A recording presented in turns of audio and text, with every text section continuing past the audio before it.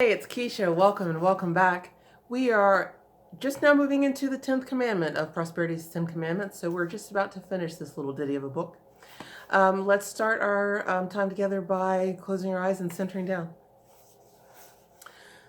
So just closing your eyes, taking a deep breath in and out. Another deep breath in and out.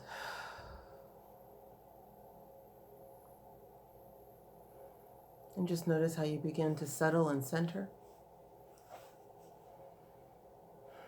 releasing the cares, concerns, and busyness of the day.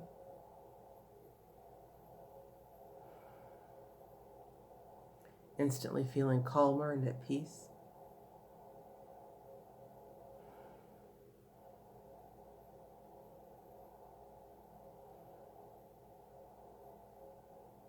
And now see a column of white light coming down over you. And breathe in this light. Feel it cooling and correcting.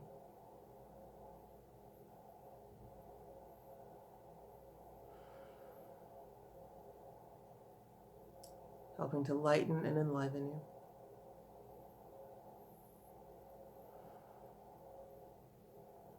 Feel it quickening the cells of the body.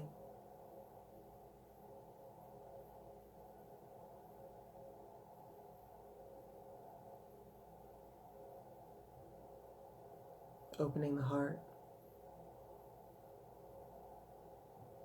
Opening the mind. When you're ready, gently open your eyes. All right, so 10th Commandment.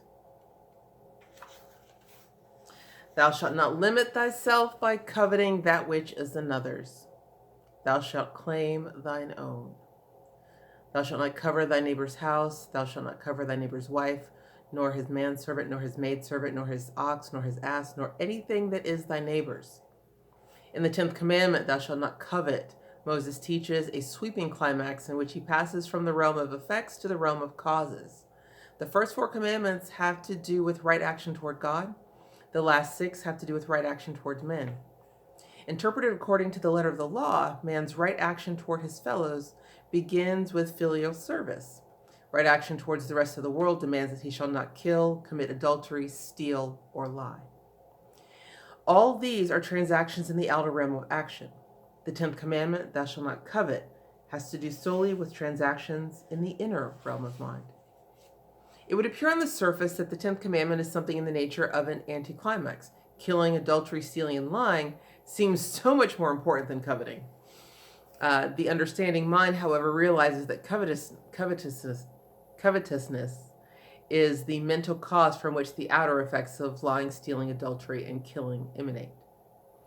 Following the example of Jesus, we too may draw an illustration from nature and call covetousness the mental soil in which weed-like ideas germinate and eventually blossom forth, bearing fruit of an evil nature. Covetousness is always the root cause of stealing and adultery. The inordinate desire for that which belongs to another culminates in these 2 evils. Covetousness is also largely responsible for lying and killing, although other causes frequently enter into those 2 violations of the law. Finally, much unkind and unjust treatment of parents is bred of a covetous state of mind. Shakespeare dramatizes this particular aspect of covetousness in his tragedy King Lear. Having yielded his wealth and power to his covetous and marble-hearted daughters, King Lear finds himself a poor, infirm, weak, and despised old man, and cries out in the agony of his soul. How sharper than the serpent's tooth it is to have a thankless child. The root cause of covetousness is man's failure to look to God as a source of supply. We see something and we want it, and in the wanting fail to realize that the ever-present good willing power will supply it to us through our faith. We make the mistake of thinking that what we see in the realm of form is the only possible fulfillment of our desire.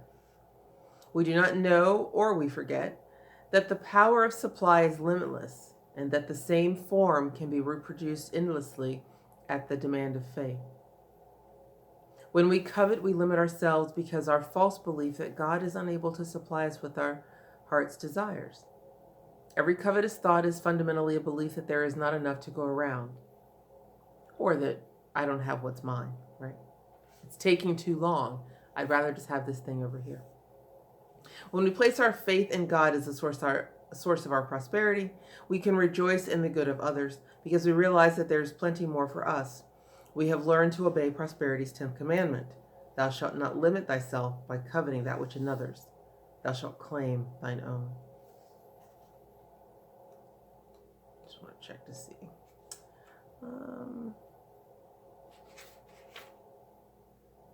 Okay, a little bit more.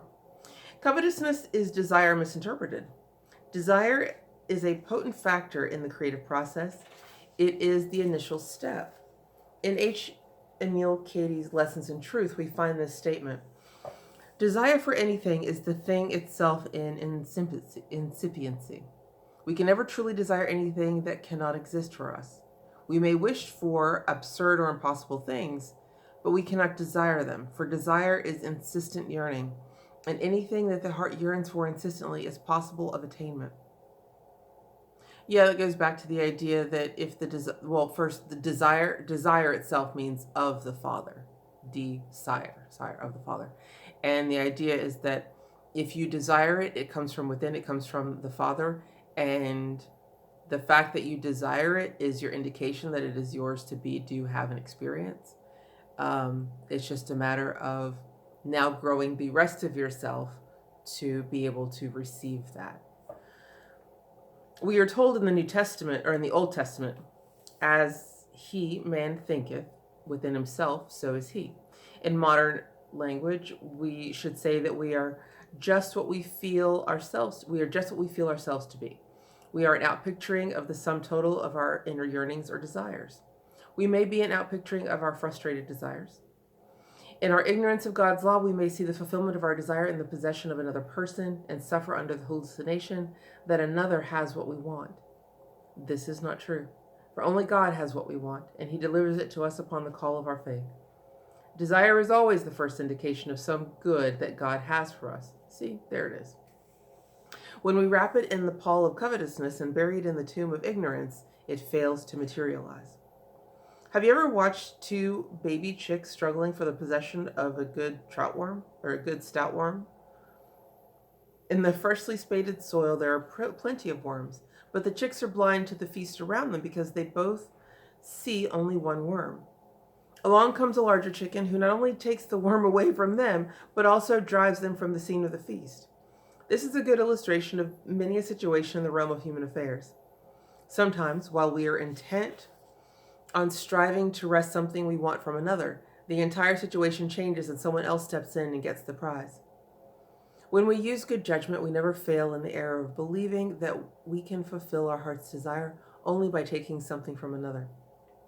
We know that such ignorant action is bred of a lack of understanding of God's omnipresent substance, the limitless spiritual substance or energy that fills all thought forms and manifests itself accordingly. To understand this better, let us borrow an illustration from the realm of natural law. An electrical engineer knows how to generate energy through conforming to the laws governing electricity. This energy can be converted into innumerable forms, such as light, heat, and power, according to the conditions furnished by the engineer. The metaphysician knows that divine mind, which is living intelligence, has already created the energy that man converts into the forms he desires. This energy is the omnipresent spiritual substance, which is always ready to respond to the call of faith. Being a mind force, it needs only the action of man's mind as an instrument for its functioning. Faith furnishes the absolute right conditions under which God's spiritual substance, which Emerson calls the primal energy, moves in resistless power to make manifest the thing desired. I'm going to read that again because that's the crux on which it all hangs, right? Faith furnishes the absolute right conditions under which God's spiritual substance, which Emerson calls the primal energy, moves in resistless power to make manifest the thing desired. So faith, the belief in the thing not yet seen, creates, if we have, but so she's saying if we have enough faith that this thing that's desired can be ours, then it's by that faith that it is manifest for us.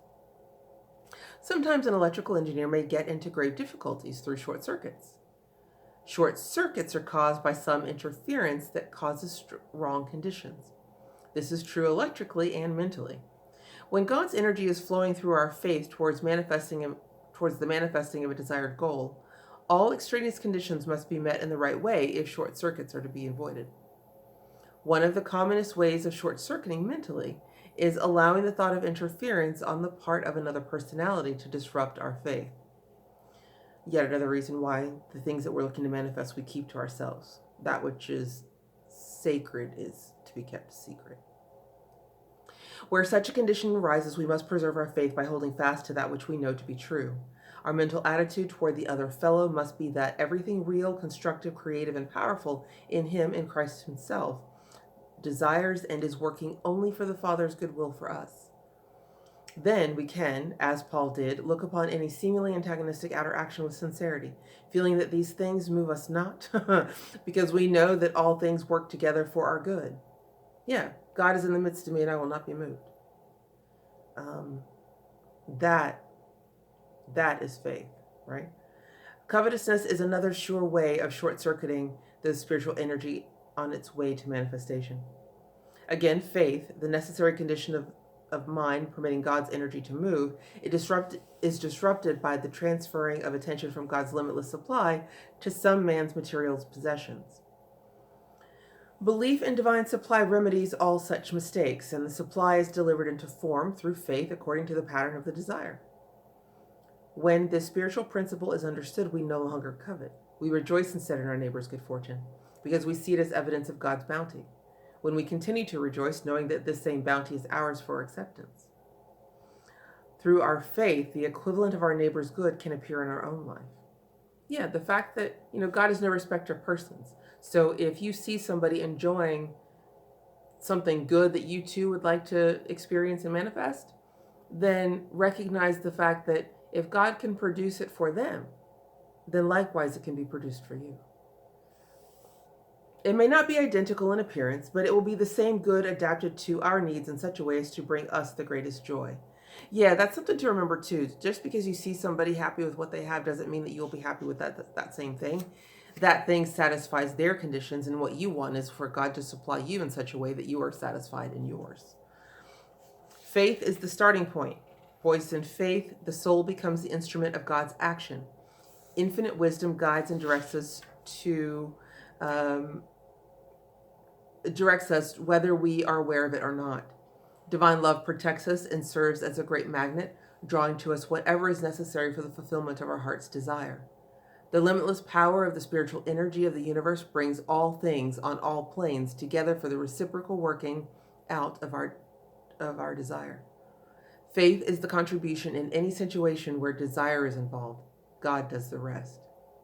Faith is the contribution in any situation where desire is involved. God does the rest. We get so hung up on that, right? We think it's ours to do, and it's not. The fact we just need to recognize that the desire itself comes of God, have faith that it can manifest for us, and then allow God to work through us to make it so. The hidden truth in this commandment is that we are to cease limiting ourselves by desiring that which is another's. We are to learn how to claim our own from the one divine source of supply. Thou shalt not limit thyself by coveting that which is another's. Thou shalt claim thine own. We all desire what is known as a prosperity consciousness. We know that such a consciousness establishes us in a state of permanent prosperity. In each of the 10 Commandments, we have found an injunction that must be observed if we are to live in the freedom of plenty.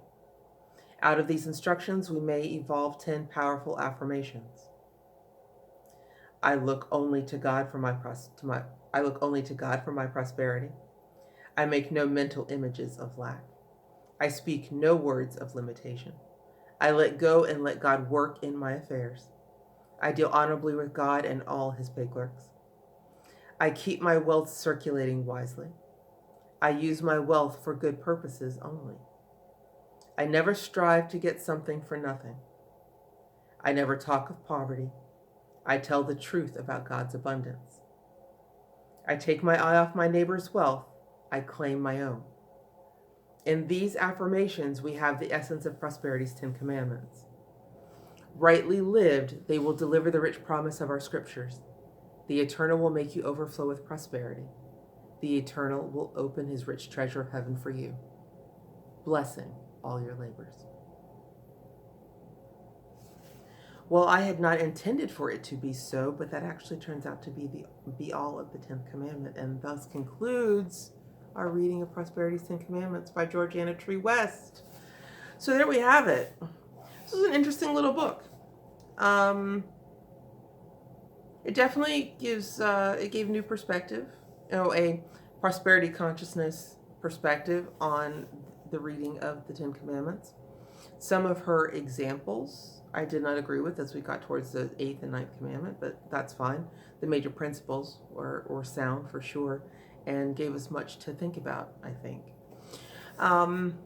So having finished this, let me see what I think is next. I had a crisis of consciousness earlier this week that maybe perhaps this is a rather boring format to present information, but I do find that, the reason I started it was because there were certain books that I had wanted to read, but, didn't have the accountability to read them on my own. But setting aside this time to film these videos and share them with you made room in me for that. And so for that, I think it's incredibly worth it. And it's also like, so far this is, well, after Lent, this was the first book we chose, and it was kind of a prosperity classic that few people I think know about. And so I think there is value in continuing it. I think for me too, I wasn't filming other videos, and so this particular format, just doing this and then the Aquarian on Sundays, was a bit stale. But I find that I'm enlivened when I film other types of videos in addition to. So I think I'm going to keep the practice, which means we'll still do Monday, Wednesday, Friday readings of a book. And now it just remains to be seen which book that will be next. I think I will take off, let's have a week's break to kind of let this simmer and percolate and let us digest it. And then we'll come back in a week, maybe 2. We'll see. Yeah, we'll see. With the next, I'll pick something off the shelf. Right now what's coming to me is Mind Power. So I think that'll be the one. All right, so stay tuned, stay sharp, and I love you in the meantime. We'll see you in a week. Bye.